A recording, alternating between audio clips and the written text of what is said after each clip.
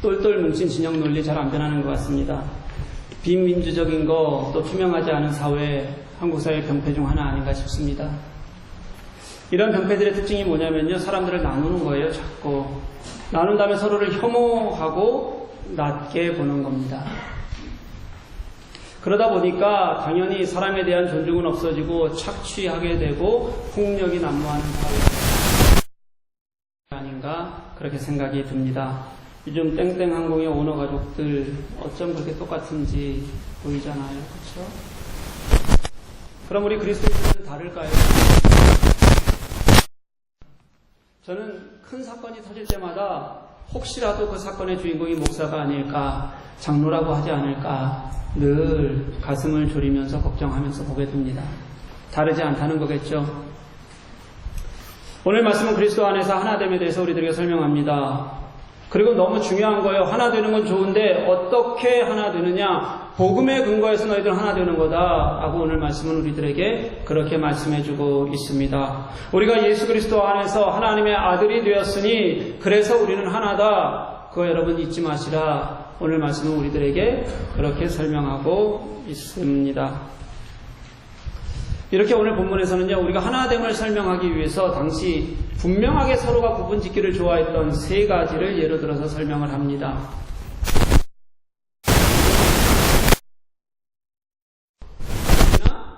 자유인, 또요 남자나 여자. 이 세 가지는 당시의 사회의 불평등성을 보여주고 차별을 보여주는 아주 강한 상징 같은 그런 것들이었습니다. 그래서 성경에도 여기저기 이 이야기들은, 이런 비교는 많이 나옵니다. 그런데 성경에 있는 건 워낙 많으니까요, 이것을 우리가 제대로 이해하려면 유대인 남자들이 아침에 어떻게 기도를 시작했는지를 보면 아주 쉽게 알 수가 있습니다. 유대인들은 아침에 일어나서 기도할 때마다 세 가지 축복을 먼저 감사를 하면서 기도했어요. 세 가지 큰 축복이요. 나를 이방인으로 만들지 않은 것, 그분께 축복이 있을지어다. 나를 미개인으로, 여기는 소장농, 종, 노예 이런 겁니다. 나를 미개인으로 만들지 않은 그분께 축복이 있을지어다. 하나는 여러분 너무 잘 알겠죠? 나를 여자로 만들지 않은 그분께 축복이 있을지어다. 이렇게 기도했다고 해요. 첫 아침, 첫 감사 기도문이에요. 얼마나 일상 속에서 그들은 차별하고 살았는지 관적으로 보여주는 그런 모습이 아닌가 그렇게 생각이 듭니다. 한번 우리도 하나씩 볼게요. 첫 번째, 유대인과 헬라인이요. 간단합니다. 유대인은 하나님의 선택된 민족이죠. 그런 자부심이 있었어요. 그거 놓치지 않는 겁니다. 그 외에 모든 사람들은 이방인이고요. 이방인의 대표를 여기서 뭐라고 쓰는 거냐면 헬라인, 그냥 그렇게 쓰는 거예요. 그냥 차별만 한 게 아니라 이 이방인은 아예 무엇의 대상이 되지 않았냐면 예수가 우리를 위해서 죽으셨는데도 불구하고 구원의 대상조차 되지 못하는 그런 차별이 존재하고 있었다는 거예요. 절대 넘을 수 없는 벽. 그게 유대인과 헬라인이었어요. 두 번째가 종과 자유인입니다. 이거는 복음과 구체적으로 연관이 되어 있지는 않아요. 그런데 골로새서에서도 언급하듯이요, 이 종과 자유인의 굴레라는 게요, 하나님 앞에서의, 그리스도 안에서의 하나됨을 저해하는 굉장히 중요한 요소였던 것은 분명합니다. 게다가 유대인들이 아침에 그렇게 기도했다 그랬잖아요. 내가 저처럼 미개인, 종이 되지 않은 거 하나님 축복해, 그게 내게는 축복입니다 라고 기도했던 거예요. 종으로 태어나지 않은 것에 대한 감사가 아니에요. 사실은 뭐예요? 종인 사람들을 뭐 하는 거죠? 멸시하고 무시하는 그런 기도, 모욕하는 기도였다는 거예요. 그러니 어떻게 그리스도인의 하나됨을 꿈꿀 수 있겠습니까? 교회 안에서요. 마지막, 남자와 여자요. 원래 유대인 사이에서는 남자와 여자를 차별하는 것은 컸어요. 그런데 오늘 바울은요, 이 성별 문제를 넘어서 복음의 문제에서 이것을 바라보고 있습니다. 근본적으로 유대인들의 머리에는 이방인들은 뭘 받아야지 구원을 받는다고 생각했어요? 할례. 근데 여자들은 할례를 받을 수가 없는 거잖아요. 다시 말하면 이방인 여자들은 아예 구원의 대상이 될 수가 없는 것. 바울은 이 할례라는 게 궁극적으로는 이방인 여자들을 구원에서도 제외하는 치명적이고 비인격적인 요소를 가지고 있다, 오류를 가지고 있다는 것을 남자와 여자는 하나다라고 표현하는 것에서 분명하게 설명하고 있는 거예요. 이들이 생각했던 여기에서 우리가 다시 한번 우리도 시작을 한번 해봤으면 좋겠어요. 오늘 본문은 차별을 두지 말아야 된다 이렇게 말하는 것 같아요. 맞을까요? 틀릴까요? 그렇다 그랬잖아요. 맞습니다. 뭘 물어보면 자신이 없어요, 그렇게. 맞아요. 근데 어디 안에서 차별이 없는 거라고요? 그리스도 안에서 차별이 없는 것. 그냥 차별이 아니라는 겁니다. 결국은요, 이 말씀은 복음이 무엇인지, 복음이 우리들에게 어떤 일을 하셨는지를 제대로 알고 읽지 않으면 이해할 수 없는 사도 바울이 하고 싶은 말이 그냥 너희들 차별 좀 하지 마! 라고 말한 게 아니라 복음 안에서 이해하라고 말씀하고 있는 거예요. 유대인은 언약 백성이기 때문에 이방인보다 뛰어나고 그들만 구원받는다고 생각했어요. 자유인은 종을 내려다봤습니다. 남자는 여자를 얕보는 성향이 너무 강했습니다. 그게 바울 당시의 모습이에요. 그런데 바울은 이런 사회 현상을 고치기 위해서 프로그램을 제안한 것이 아니라는 거예요. 야, 우리 이러지 말고 이러기 위해서 이렇게 노력해보자. 그게 아니라는 겁니다. 요즘 우리 주위 이웃들과 피해를 주지 말고 좀 잘 지내자, 노력하자. 광고 계속 하잖아요. 그렇죠? 원래 오늘 광고에도 들어가 있는데 제가 오늘 설교 시간에 얘기하려고 좀 빼먹었어요. 여러분, 주위에 피해 주지 않기 위해서 노력해야 돼요. 좀 목소리 낮춰야 됩니다. 여러분, 우리 이 많은 사람이 밖에서 웅성거리면 누가 들어도 그거는 소란이에요. 혐오스러운 말이에요. 같은 언어가 아니기 때문에요. 그래서 우리 조심할 줄 알아야 돼요.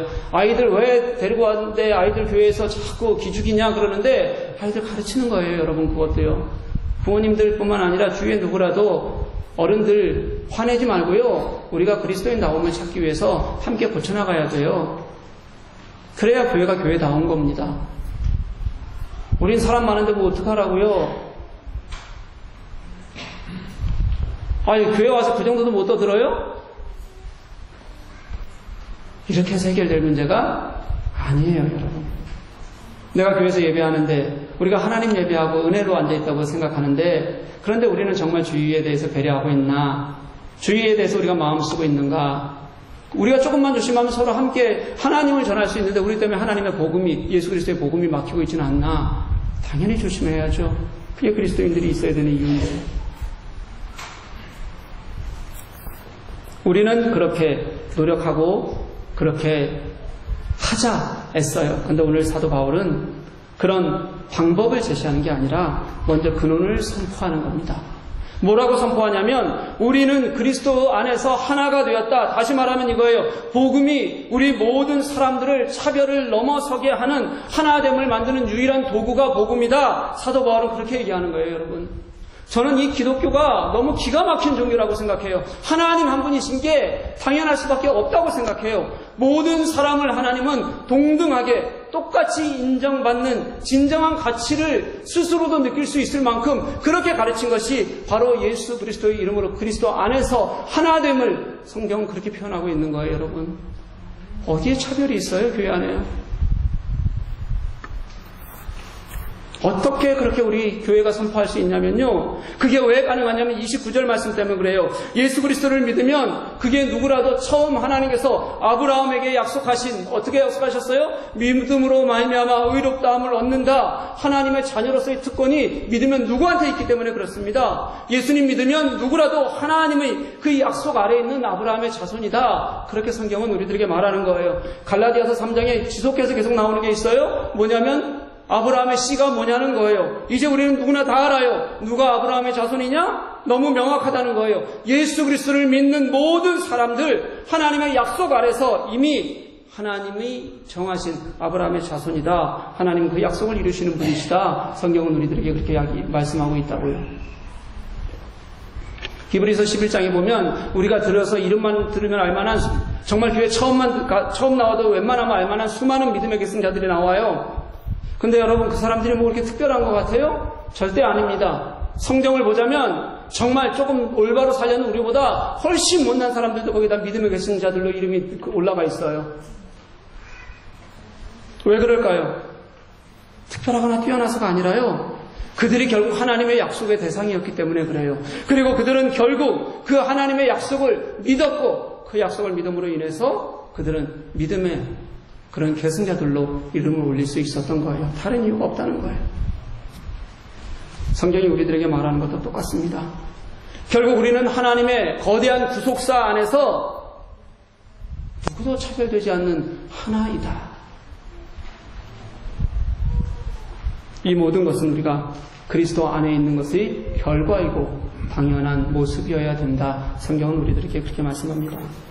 사랑하는 교회 여러분, 우리가 그리스도 예수 안에 있다는 것, 지금까지 우리가 서로를 어떻게 구별해 왔든지 간에, 지금도 어떻게 다르다고 우리 속에서 생각하고 있든 간에, 하나님의 그 넓은 구속사 안에서 보면 이거는 모든 차별이 다 구별이 사라진다는 거예요. 여러분, 있을 수가 없는 거죠. 그래서 지금 하나다.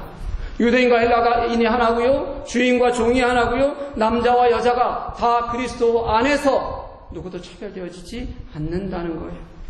우리가 예수 안에 있다는 것은요, 여러분, 우리의 존재를 다시 발견하는 일이에요. 그냥 내가 예수 믿었으니까 나 좋다 이렇게 얘기하는 게 아니에요. 존재가 바뀌었다는 의미입니다. 이제는 우리 눈으로가 아니에요. 내 눈으로 보는 것이 아니라 하나님의 구속사의 그 역사 안에서 우리가 어떻게 볼 것인가, 이제 하나님이 우리들에게 말씀하시는 그 눈으로 보게 되는 게 예수 안에 있다는 것의 의미예요, 여러분.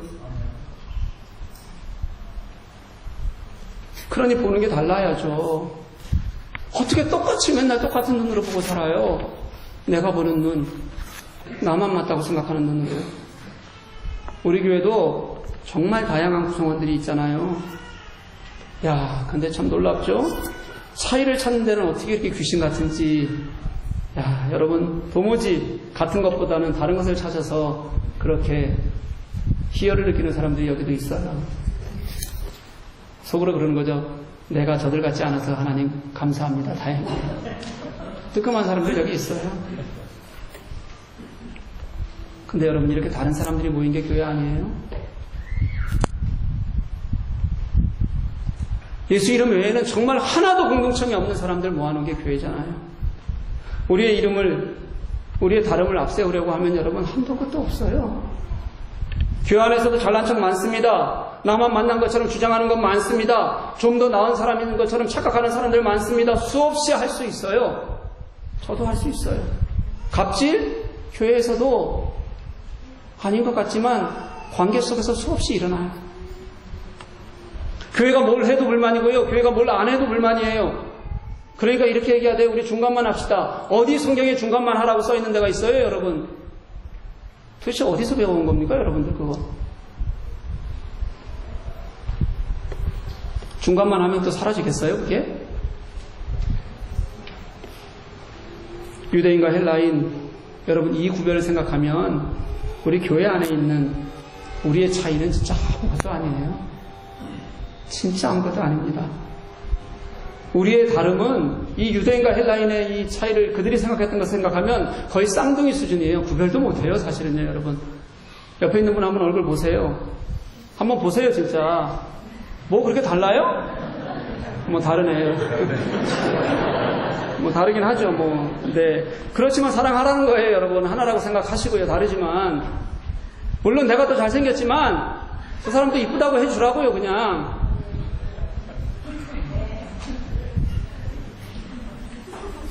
우리 애가 둘이에요. 근데 둘이 달라요. 큰애는 저를 닮았다 그러면 되게 기분 좋아합니다. 근데 작은애는 저를 닮았다 그러면 정색을 해요, 아주. 쫓아내든지. 여러분, 그래도 우린 같다고요. 예수 안에서 우리는 그렇게 다른 것 같지만 그리스도 안에서 그 은혜가 얼마나 큰지 뛰어넘을 수 없는 같음을 안에서 우리는 그리스도 안에서 가지고 살아가는 거예요. 그게 얼마나 좋은 건데요. 차이가 없어요. 예수 안에 있으면 그 차이가 의미가 없어진다고. 왜 의미가 없냐면 은혜가 크니까요. 제가 얼마 전에 터널이라는 영화 이야기 한번 했었는데 기억하시나요? 남자 주인공이 터널에 갇혀서 사투를 벌이다가 뭐가 끊어졌어요, 이제? 배터리가 며칠 만에요? 뭐 그것까지 기억하라면 큰일 나죠. 뭐 기억할 필요도 없는 거예요. 17일 만에 끊어졌어요? 그리고 나서 이제 연락이 끊기잖아요. 그리고 나서 22일째가 됐습니다. 이제 사람들이 다 포기해가요. 뉴스 대담 프로마다 뭐라고 얘기하냐면 다들 이제 생존 확률은 없다. 그런 환경 속에서는 이런 얘기들이 이제 계속 되는데 한 프로에서 앵커가 이렇게 말하더라고요. 우리는 통계보다 희망을 믿습니다. 마지막 문장이에요. 제가 그 문장 보는데 가슴이 탁 막혔어요. 이게 무슨 병이라 그랬어요? 직업병. 뭐든지 이게 그리스도 안에서 생각하니까 가슴이 탁 막히면서 저들도 저렇게 얘기하는데 우리 뭘 보고 사나. 사랑하는 교회 여러분, 우리가 왜 이 자리에 있는지 깨닫지 못하면요, 우리가 믿는 예수 그리스도가 우리를 위해서 차별을 없애시고 오직 믿음 안에서 하나라고 말씀하신 분인 것을 우리가 제대로 모르면요, 그게 우리가 예수님께서 우리를 위해서 죽기까지 하신 하나님의 사랑인 걸 우리가 모르면요, 그래서 얼마나 큰 은혜인지 우리가 모르면요, 그걸 모르니까 아직도 내 눈앞에 있는 게 훨씬 중요한 거예요. 내 생각이 훨씬 중요하고요. 나만 보이죠? 하나님이 이루신 구속이 그걸 모르니까 안 보이는 거예요. 왜 그렇게 우리가 은혜 받고 구속 안에 사는 사람들이 그렇게 불쌍하게 삽니까? 그래서 우리는 단 하나, 그렇게 좀 고백하셨으면 좋겠어요. 우리는 예수 그리스도가 아니면, 그 안에서가 아니면, 그 가치로 우리가 모이고 그 가치에 우리가 가장 소중한 소망을 두지 않으면 우리는 아무것도 안 되는 존재들이다. 생각날 때마다 먼저 한번 좀 떠올려 보셔요, 여러분. 그게 우리의 존재 이유인데 우리가 그것 때문에 사는데 그거 없이 생각하고 산다고요, 우리가. 이렇게 다른지.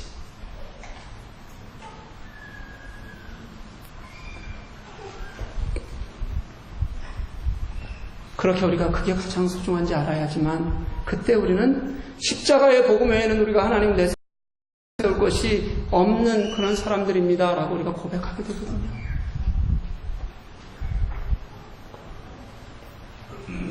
우리가 예수 안에서 하나 됐다는 것은요, 여러분, 차원을 달리하는 일이에요. 차원을 달리하는 일. 높이 면에서는 하나님의 하신 당신과 우리의 화목을 이루신 일이에요. 하나님께서 우리에게 약속하셨잖아요. 성취하셨던 그 깊은 구속의 깊이를 우리가 어떻게 해요? 함께 누리는 거예요. 그걸 우리는 구속의 놀라운 은혜, 하나님과의 교제의 은혜라고 불러요. 이게 넓이면으로 볼까요? 예수 그리스도 안에서 하나님이 그렇게 깊이 우리를 사랑하셨으니까 이제 이것을 넓이면으로 보면 그 안에서 어떤 것도 우리는 차별되거나 다르다고 생각하지 않는다는 거예요. 왜냐하면 예수 그리스도께서 십자가의 은혜로 우리들을 위해서 하신 일이니까.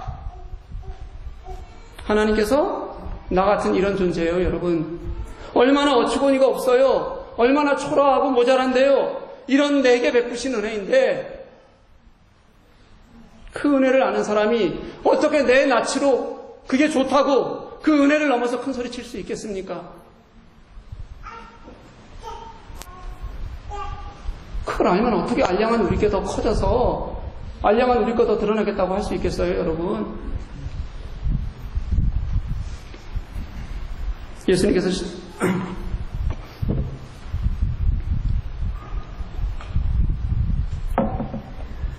이렇게 거리를 지나가시는데 삭개오가 예수님을 보겠다고 뽕나무에 올라갔어요.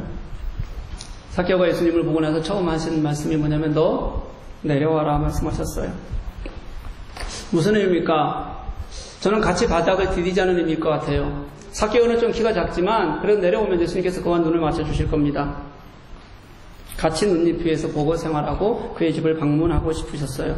예수님을 직접 만날 때 누리는 은혜를 그에게 알고 싶어 하셨던 거예요. 그런데 많은 사람들이 그냥 자기는 높은 데에 서 있어요. 예수님 보겠다고 올라갔으니까요. 우리도 거기서 어떻게 하냐면 내려올 생각이 없어요. 붙들고 있는 겁니다. 그러면서 도와주세요, 위로해주세요, 살려주세요, 치유해주세요. 내 거는 그렇게 좋고 다른 것들은 아무것도 아니어도 괜찮은 그런 삶을 우리가 산다고요. 나는 내려갈 생각이 없으니까, 나는 낮아지기가 싫으니까 그렇게 예수께 가까이 가지도 않고 예수와 함께 같은 바닥을 디딜 생각도 없고, 그래서 예수께서 우리들에게 말씀하시는 그런 어려운 곳 내가 갈 생각도 없고, 그러고서 우리는 외친단 말이죠. 나 좀 도와주십시오. 사랑하는 여러분, 아닙니다. 예수님은 내려와서 같이 눈 맞추고, 그래서 당신이 디딘 땅에서 같이 서서 당신이 하신 일을 보고, 그렇게 예수님과 마음으로 마음이 만났더니, 그랬더니 그 예수님을 보는 것으로 족하더라. 그 예수님이 내게 얼마나 큰 은혜인지를 알겠더라. 라는 것을 우리들에게 알려주고 싶어 하는 거예요. 그랬더니 삭개오도 결국은 자신의 속에 있던 그 욕망들 다 포기하고 내가 예수님 있으면 되겠다고 고백하는 사람이 되잖아요. 더 이상 우리에게 뭐가 필요할까요? 우리 기독교는요, 내가 발버둥치는 종교 아니라니까요. 우리 기독교는 내가 무엇이 나아서 그 나은 것 때문에 움직이는 종교 절대로 아니에요. 철저하게 하나님의 약속에서 시작하고요, 하나님께서 우리들에게 주신 그 약속이 예수 그리스도를 통해서 성취되었다. 이것을 통해서 우리들에게 복음을 말하고 싶어하고 은혜를 말하고 싶어하고 그 은혜가 우리들을 어떻게 살게 하는지에 대해서 관심 가지고 계신 게 그게 복음이고 우리 기독교라고요. 여러분, 예수님 믿는 거예요. 그게. 우리는 그 안에서 하나이고 그 안에서 자유해집니다. 그리고 이 자유는 하나님께서 우리를 보듬어 안는 자유이고요. 그래서 우리는 또 다른 사람을 보듬어 안아줄 수 있는 그런 자유가 오늘 말씀에서 우리들에게 말하는 예수 그리스도 안에서의 하나됨 자유가 되는 거예요. 여러분, 그 새로운 질서를 하나님께서 우리들에게 주셨는데 우리에게 뭐가 더 필요합니까? 정말 뭐가 더 필요해요? 그리스도 안에 있는 것, 저는 이것이 우리 기독교의 역사와 삶의 핵심이라고 믿습니다.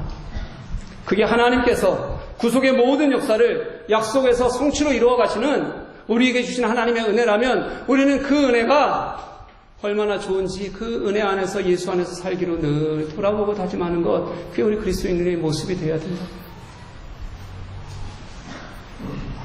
그 앞에서 가졌던 우리 구분들, 차별들, 생각들, 그게 남자건 여자건 얼마나 배웠건 못 배웠건 얼마나 가졌건 못 가졌건 어떤 지역이 달랐건 여러분, 그 하나님의 그 깊은 은혜 때문에 아무것도 아니라고 고백하는 여러분 저 될 수 있기를 간절히 소망합니다. 하나님의 그 넓이에 우리가 묻혀서, 은혜의 넓이에 묻혀서 그게 그 은혜 때문에 정말 서로를 볼 때 아름다워지고 좋아질 수 있는 저와 여러분 됐으면 좋겠어요. 그게 교회 아니에요, 여러분?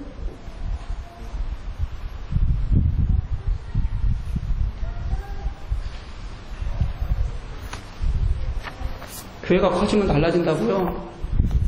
나아져야죠. 커지면 좋아져야죠. 그 은혜 안에 사는 저와 여러분 될 수 있기를 간절히 소망합니다. 예수 안에 있는 기쁨 누리는 거예요, 여러분. 그 복음이 나를 살게 하는 가장 큰 힘이고 능력이고, 그래서 서로를 바라보아주는 것이 즐겁고 아름다운 겁니다. 저와 여러분, 우리 교회에 그 하나님의 놀라운 은혜가 있기를 간절히 축복합니다. 제가 기도할게요. 하나님 고맙습니다. 오늘도 이렇게 은혜 가운데 함께 하셔서 우리가 이렇게 주님의 사랑을 알고 우리가 주님 안에서 하나 되는 것이 우리를 위해서 십자가에 죽으시기까지 하나님께서 약속하셨고 예수 그리스도께서 성취하셨던 그 은혜 때문임을 고백합니다. 하나님, 뭐가 그렇게 달라요? 하나님, 뭐가 그렇게 불만이죠? 하나님, 뭐 그렇게 도와주기 어려울까요?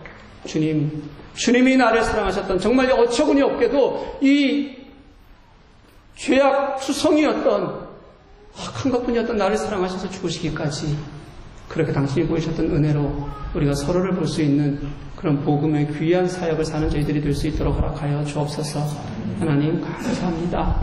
오늘도 함께 하시는 은혜 감사하며 예수님 이름으로 간절히 기도합니다. 아멘.